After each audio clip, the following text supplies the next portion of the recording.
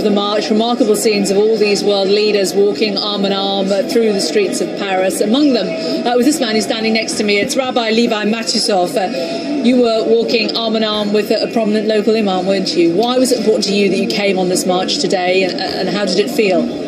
Well, I came to repeat once again that I'm a European Jew of French nationality. Jews have their place in France. We are French Jews, we are Jews. It's very important to mention that we could practice our Judaism freely and openly here in France and anywhere else in Europe in full security, freedom.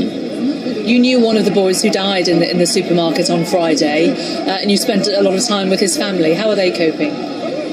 Yoav Khatab is originally from Tunisia, and my grandfather was the rabbi of Tunisia. He actually raised this boy, and his father is now the chief rabbi in Tunis and the director of the Chabad Lubavitch school in Tunis. The family is very strong. They last night told a gathering of Jews in a synagogue a few hundred meters away from here, they told them, keep on practicing your Judaism. It's very important to be able to do it openly and freely. Of course, as many Jewish leaders, we are requesting from the authorities to strengthen the security measures in front of synagogues, Jewish schools, and unfortunately as well supermarkets.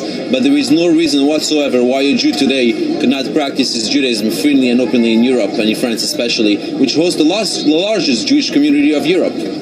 Did the family want to come down today, or did they just not feel able to? We know that some of the families did come down at the front of the march. They weren't there, though, were they? Oh, many families were actually, of course, in front of the march. Others were actually gatherings they're close to from the airport. Others at the other meetings that they had to take part at. But of course, everyone is in spirit, joining whoever can, physically, of course, joining this very important gathering today. This march for freedom, and this march to say, Je suis Charlie, je suis juif, je mange kasher.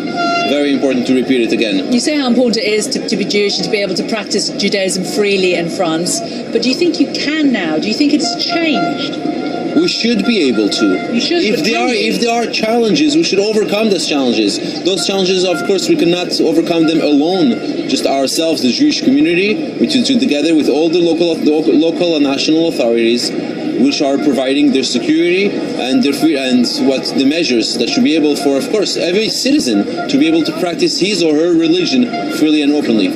What impact has it had on the Jewish community? As you mentioned about synagogues having to have security outside, we've seen schools with security outside now. This takes us back many generations, doesn't it? It's not a comfortable sight for those of us who live in Europe and are just used to living a very free, a very relaxed lifestyle.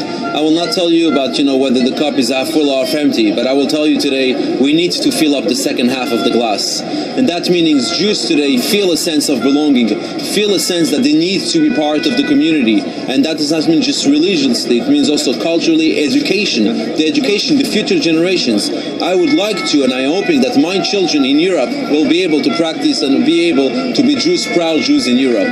Okay, well, it's great to talk to you, Rabbi Levi Matusof. Thanks so much for joining us here on Sky News. There are lots and lots of people still here in this square.